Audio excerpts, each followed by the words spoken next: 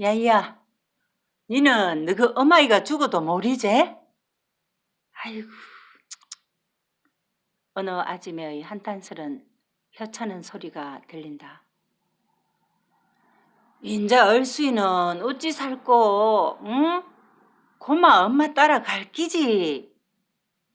또 다른 안악의 말도 들린다. 그저 귀로만 들을 뿐 소양은 멈추지 않고 지나쳐 간다. 자, 누구? 누군가의 말이다. 전번은 안 돼. 다른 사내의 말이다. 아가 아이고 다 커 보이는데. 또 누군가의 말이다. 자기를 두고 주고받는 말이 분명하다. 하지만 머리 위에 천건을 이고 있으니 소양은 시선을 달리 딴 곳에 둘 수 없는 상황이라 그냥 모르는 척 지나쳐 집에 와 독에 물을 들이부었다. 참 가지고 샘에 가재이? 니는 저 소쿠리에 든 거 주고 들고 온나? 오자마자 작은 아줌매는 이미 오후 참으로 준비한 것들을 담아서 샘터로 갈 채비가 끝난 것이다. 지는 여어서 설거지 할랍니다. 아줌매들이 많구만요. 지도 꼭 가야 됩니까? 그할래? 그래, 니는 여 있어도 되겠다. 아, 퍼뜩 가입시다. 가기 싫은 소양의 어중을 대수롭게 여긴 작은 아줌매는 주위의 안악들에게 재촉하여 이고 들고 전기를 벗어난다. 샘터의 일은 제법 많이 진행되었다. 한편에서는 석수가 각석을 다듬느라 징을 쳐대고 파낸 흙구덩이 속에서 장씨와 장정 두 서넛이 무너지거나 아직 지탱하고 있는 돌들을 드러내고 다시 쌓아가며 중간중간에 석수가 다듬어 놓은 각석을 끼워 넣어 흔들림이 없이 다져가고 그 뒤에 흙을 메워 넣는다. 참 잡숫고 하이소! 거칠 것 없는 광수애미의 말에 남정네들이 우르르 손에 든 연장들을 놓고 멍석 위로 몰려든다. 아줌매, 아까 보이 창훈의 집에 사람들이 들락날락 하던데 혹시 창호 할매 돌아가신 거 아닙니까? 종필이가 하는 말을 듣고 광수애미는 고개를 돌려서 얼순이 집 쪽을 보니 곡소리가 들리는 듯하다. 아, 그런 모양이제? 저 우는 소리 아이가? 아이고, 할매가 우째 눈을 감았을꼬. 얼수이를 놔두고. 그런 말을 하면서도 광수애미는 놀란 기색이 없다. 이미 알고 있었고 예고된 사실이니 그저 그런 사실일 뿐 바쁜 철에 또 염천지절에 죽었다는 것이 조금은 성가신 정도다. 그라모 잡수이소? 내는 가봐야지. 그래도 그 할매 참 좋은 할매였는데. 아줌매들도 같이 가보입시다. 창호 어마이를 봐서는 뭐 가기도 싫지만서도. 안악들이 우르르 샘터를 벗어나서 모퉁이를 돌아간다. 돌아가실 때가 한참이나 지났지. 벌써 누워 계시던 지가 언젠데. 사내의 말에 다른 사내가 창호 아바이는 요새 어디 있노? 모리제. 아휴, 그 자식이 뭐 언제 간다하고 가더나. 가민 가나보다 오민 오나보다 하제. 자식이 인정머리 없기로는 뭐 꼭 지 마누라하고 천생연분 아이가. 자식이라고 함부로 부르는 걸 보면 창호 아바이도 말하고 있는 사내 또래임이 분명하다. 장씨와 지목수도 술잔을 주고받으며 쏟아낸 땀을 식히며 주고받는 말을 듣는다. 좀 전에 들리던 곡소리가 완연히 크게 들린다. 아이고 참, 돌아가시도 하필 지금 돌아가시노. 바빠 죽겠구만. 샘일도 한 이틀 쉬어야 되겠네. 그 말에 비로소 장씨가 사내를 향해 한마디 묻는다. 가장이 집에 없는 모양이지요. 그 자식이 농사일 안 한다고 객지로 돌아다니면서 묵고 삽니다. 노모가 계시니 식구는 여따 두고. 야, 어디 안 한다고 했나? 못 안기지. 한마을에 살면서 어째 그리 못하게 사는지. 누가 그 자식한테 농사일 주겠나? 안주히 묵고 살라고 밖으로 놔두는 기지. 그나저나 인자 얼수이는 어쩌노? 할머니 살았어도 찬밥 신세인데 창 오마이가 씨누 대접 어찌 할지 훤하다. 올해 40째. 할매가 올해 어째 되지? 글쎄 우리 할마시보다 우락했으니까 한 70은 넘었지. 벌써 돌아가시을 낀데 을수이 때문에 눈을 못 감았을 끼다. 아이고 늦게 나아가 애만 먹다가 신둥이라고 얼마나 좋아했었노? 저리 될 줄 누가 알고? 장씨는 대충 알 것 같았다. 자, 해가 아직도 중천에 있으니 일어섭시다. 먼저 자리에서 일어난 장씨는 주위에 대고 재촉한다. 사실 장씨나 지목수는 재촉할 아무런 이유가 없다. 그저 세워라 내워라 하면 꼬박꼬박 하루 품삯이 생기는 판이지만 둘의 심성은 일을 앞에 놓아두고 꾀를 부리거나 셈을 하면서 일하는 사람들이 아닌 것이다. 그래서 지목수는 장씨를 데리고 다니고 또 장씨도 지목수의 그런 심성에 이끌려 같이 일을 하는 참이다. 동네에 상이 났다면 일이 한 이틀 멈추겠지요? 장씨는 지목수를 보고 묻는다.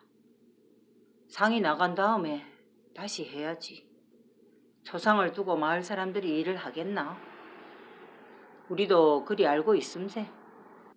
을순이네 집으로 갔던 강수애미가 마을 안악들을 대동하고 샘터로 몰려 돌아왔다. 점심때에 돌아가시다 하네. 창 어마이가 막 혼자 곡을 하면서 있는데 눈에는 막 눈물 한 방울도 안 나더라. 그나저나 창호 아바이도 어디 있는지 모르고 초상은 치러야 되고 을수이는 아무것도 모르고 웃더라. 아이고.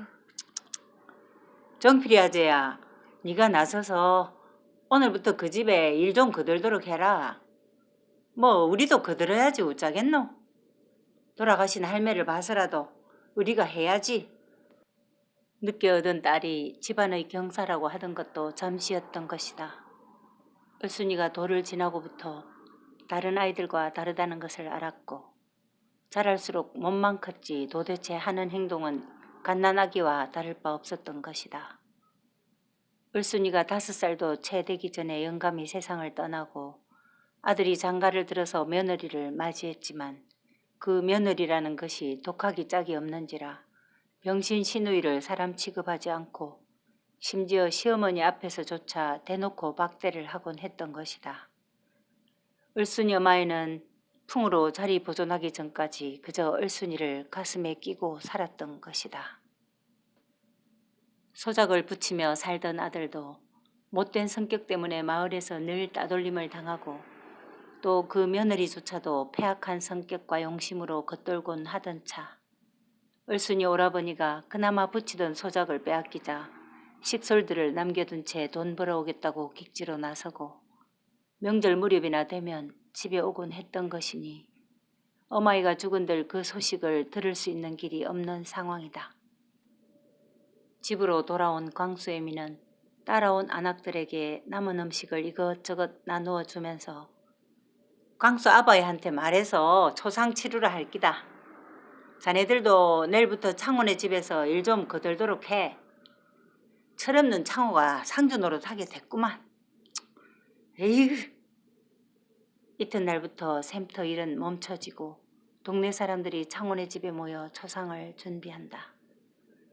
광수 아바이 태광이 중심이 될 수밖에 없었다. 그래도 동네 일이고 동네의 종가 일이니 상주가 있으나 없으나 종가에서 거들 수밖에 없는 일. 하지만 태습은 나서질 않고 동생을 시켜서 상을 치르게 한다. 객지에 있는 아들이 상주가 되지 못하고 철없는 손자가 상주가 되어 삼배옷을 입고 돼지팡이를 짚고 문간에 서 있지만 원래부터 엄마를 따르던 아이라 죽은 할매한테도 정이 없던 차. 그저 건성으로 서 있을 뿐 눈은 음식에 두고 있다. 소양도 강수 애미의 당부에 따라 죽으라고 윗마을 샘터에서 물을 이고 나른다. 초상 준비를 하는 판이니 물 쓰임새도 많은지라 소양은 쉴 틈 없이 샘을 왔다 갔다 하지만 속으로는 이것이 편하다 하고 있다. 장씨와 지목수도 얼굴 한번 본 적 없는 어느 할머니의 상이지만 어차피 샘일을 못할 바에야 마을의 일이라도 돕자는 마음으로 거들고 있다. 마을 한 기퉁이에 있는 곶집에서 상여를 꺼내온다. 어려운 살림이고 또 상주도 없는 집안이니 그저 형식만 차릴 뿐 감히 꽃 한 송이 만들어 붙일 엄두를 못 낸다. 하지만 상여에 달린 나무 조각의 형형색색 도깨비상, 호랑이상, 물고기상, 심지어 극락조라 불리는 장딱이나 봉황이 꽃상녀를 버금가게 장식하고 있다. 마을 장정 두서넛이 장지의 직관을 대동하여 묘를 파고 태습이 건넌 마을에 있는 선소리꾼을 불러오고 하여서 3일째 되는 날 아침에 마당에 상여가 놓여졌다. 관이 들려서 방을 나오는데 그 뒤에 머리에 새끼줄을 쓴 창호 어마이가 눈물 한 방울 없는 곡을 하며 따라 나오고 그 옆에는 창호가 흐느적거리며 장난기 가득하게 따라 나선다. 만장도 없다. 죽은 자의 흔적은 적을수록 좋을까. 창졸지간에 당한 상도 아니니 그럴 수밖에. 소양은 삽작 밖에서 상여 틀에 올려지는 목관을 본다. 한 번도 본 적 없는 어느 목숨이 이제 저 틀에 묶이는구나. 그리고 그 성하지 못하다는 을순이라는 딸도 누가 씌워주었는지 머리에 새끼줄을 올리고 얼굴에는 희죽한 웃음을 머금은 채 봉당에 앉아있는 것이 보인다. 자신도 이 천리 먼 곳에서 온 삶이지만 저 죽은 목숨도 천리 먼 곳으로 가고 있구나. 그리고 자기 또래의 성치 못한 을순이는 아직 천리 먼 곳을 가야 하는구나. 측은한 마음이 든다. 소양은 그렇게 살고 죽기는 싫었다. 할 일이 많다. 동생들도 거두어야 하고 엄마도 돌봐야 한다. 무엇보다도 지사 앞에서 넘어진 엄마를 부둥켜 안고 있을 때 쏟아지던 무사람들의 시선을 떠올리며 또 모질게 춥던 날 함씨 내외가 내뱉던 빨갱이라는 말을 기억한다. 내가 죽을 때는 그 빚을 다 갚고 죽을 것이라고. 저렇게 광목 쪼가리에 꽁꽁 묶여서 죽지는 않을 거라고. 보이지 않게 어금니를 지그시 다무는 소양이다. 장씨와 장정들이 상여를 관이 묶인 틀 위에 올리고 다시 광목끈으로 묶고 마감을 한다. 마을 사람들이 상여를 어깨에 올리고 이웃에서 온 선소리꾼이 핑그랑을 치며 앞소리를 읊는다. 초라하기 짝이 없는 행렬이다. 샘을 지나야 지름길이지만 마을의 샘을 지날 수 없는 일이기에 거꾸로 마을을 뒤로 돌아서 동구 밖으로 빠져나간다. 늘어진 앞소리는 제법이지만 뒷소리는 희미하다. 노제도 없다. 그저 상여를 내려놓고 상여꾼들은 쉬면서 목을 축인다. 상주가 없으이 노잣돈도 없구만. 누군가의 말이다. 푸념이 아니라 안 됐다는 뜻이다. 그래서 니는 뒷소리도 안 하나? 태광이 그 사내를 향해서 농을 한다. 아, 행님도 노잣돈이라도 내놔야 흥이 나서 소리를 하지. 무슨 맛으로 힘든 상여를 집니까? 앞소리꾼이 한마디 거둔다. 그래도 가는 양반 생각해서 뒷소리는 잘 매기야 한대. 그래야 극락으로 가신다. 상여는 3번을 쉬고 장지에 도달했고 창호와 어마이가 보는 앞에서 광목천에 둘러싸인 가느다란 시신은 땅속에 묻혔다. 할미의 무슨 부품과 관과 그리고 몇 가지가 태워지며 붉은 불길을 하늘로 날린다. 남은 몇몇의 장정들이 부지런히 삽질을 하며 분을 올린다. 딴디 다지래. 빗물 들어가면 안 된다. 이래 놔도 뭐 그 자식이 오면 고맙다는 말 한마디 안 할 끼지만서도 에이 그 자식. 아마도 죽은 할미의 객지에 있다는 아들을 두고 하는 말이다. 대발 사이로 간혹 들어오는 바람줄기를 기다리며 소반의 명심보감을 펼쳐놓은 태수의 처는 눈만 책 위에 있을 뿐 마음은 구천을 헤매고 있다. 어수선한 마을의 대소사는 사람 사는 세상에 그저 있을 법한 일이지만 처신이며 노릇을 정손처럼 하라고 그렇게 당부했지만 영감은 요새 날이 새면 사라지고 밤이 돼서야 들어오기를 반복하고 있는 참이다. 샘일은 시동생이 알아서 거의 마무리가 되고 있다니 다행이다. 창원의 사무제가 지난 지도 벌써 며칠인데 여태 발걸음도 한번 하지 못한 것도 마음에 걸린다.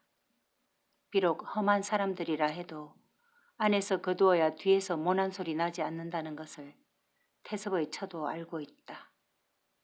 그도 그럴 것이 창원에도 종씨 아닌가. 또 저 아이는 어떻게 합방을 시킬 것인가. 영감의 꼴을 생각하면 밉기 짝이 없지만 슬아에 자식 하나 없는 처지니 이렇게라도 해서 지금의 자리를 지키고 또 지금의 자리를 지켜야 자기의 말이 누구에게라도 먹혀 들어갈 것이다.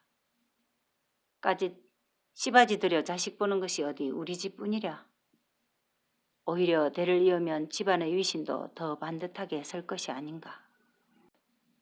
하지만 배불러 낳아야 되는 아이를 숨길 수도 없는 처지다. 배를 불리자니 합방도 시켜야 되고 합방을 시키자니 영감에게도 귀띔은 해두어야 하는데 미운 영감에게 거의 딸 같은 아이를 안겨준다는 것이 한편 은근히 편치 않다. 중치가 막힌 듯 가슴에 열만 치올라오고 보이지도 않는 문 닫힌 방 안의 형상이 자꾸 어렁거린다. 고개를 확 흔들어 상념을 떨쳐내며 상위의 명심보감 한 장을 넘겨본다. 언문으로 쓰인 글귀가 오히려 자기 눈을 빤히 쳐다보는 듯하여 태섭의 처는 책을 확 덮어버리고 벌떡 일어나 발을 젖히고 대청으로 나온다. 소양아! 부엌에서 인기척이 있기에 불러본다. 아무 대답 없이 손에 열무 한 움큼 잡은 채로 소양이 전기 밖으로 나온다. 광수 어마이는 어디 갔나? 좀 전에 참들고 새매 가심도 와이에. 아니다. 너 나하고 같이 좀 가자. 광에서 쌀 한 말 꺼내가지고 함지에 담아라. 큰아줌매는 치마 속 찰쌈지 속에서 열쇠를 꺼내 쇳대를 연다. 나무로 만들어진 함지박은 아무것도 담지 않아도 꽤 무겁다. 소양은 함지를 광문 앞에 놓고 큰아줌매가 퍼 담아주기를 기다린다. 왜 그냥 서 있기만 하니? 담으면 되지. 지는 한 마리 울매나 되는지 모릅니다. 아줌매가 퍼주이소. 뒤주속에 돼 있다. 그걸로 10개만 퍼담으면 된다. 파는 것도 아니니 대충 담아라. 소양은 한 번도 광에 들어온 적이 없었다. 때가 되면 작은 아줌매가 쌀을 가져오고 때론 비싼 반찬거리를 가져오는 것을 보았을 뿐 항상 쇠뭉치로 잠겨있는 것만 보았을 뿐이다. 광 속에 발을 들인 소양은 놀란다. 벽에 걸린 황태, 소쿠리에 수북한 멸치, 자루마다 무엇이 담겼는지 뭉치뭉치 쌓여 올려져 있고 한편에는 찬란한 금색의 제기가 가지런히 놓여 있다. 비릿한 내음이 갑자기 삼천포 바닷가를 떠올리지만 소양은 뒤조의 뚜껑을 열고 나무 대박으로 쌀을 10개 세어가며 함지에 담았다.